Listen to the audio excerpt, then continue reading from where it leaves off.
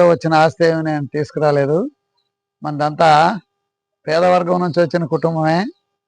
నేను టీచర్గా చేస్తూ ఎంతో పొదుపు చేసి రిటైర్డ్ అయ్యాక ఈ ఇల్లు కట్టి 7-8 ఏళ్ళు అయింది.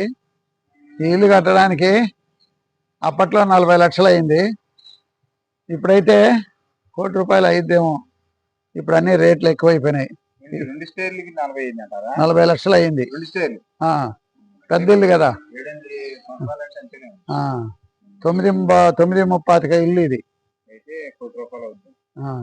సరే, కోటి కాకపోయినా 80 లక్షలు. దాని ఇల్లు కట్టడం కంటే కూడా దాని లోపల లగ్జరీకి ఎంతైనా పెట్టచ్చు. ఆ లగ్జరీ మనం పెట్టలేము. ఎందుకంటే మన సాఫ్ట్వేర్లు కాదుగా లగ్జరీ పెట్టడం. మన బడి పద్ధతుల్లో మనకు తగినట్టు మనం పెట్టుకున్నాం. కాబట్టి మనకున్న లగ్జరీయే మనం ఆనందపడాలి, కానీ వాళ్ళకి ఎవరికో బాగుంది అని ఆనందపడితే ఈర్చి పడితే ఆనందం ఉండదు.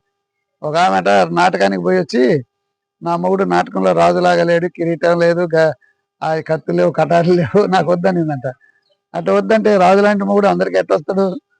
కాబట్టి అందరికీ ఉండే ఇంద్రభవనాలు ఇంకా చిన్న ఇంట్లో ఉన్నారు, ఇంకా రేకుల షెడ్లో ఉండే ఉన్నారు.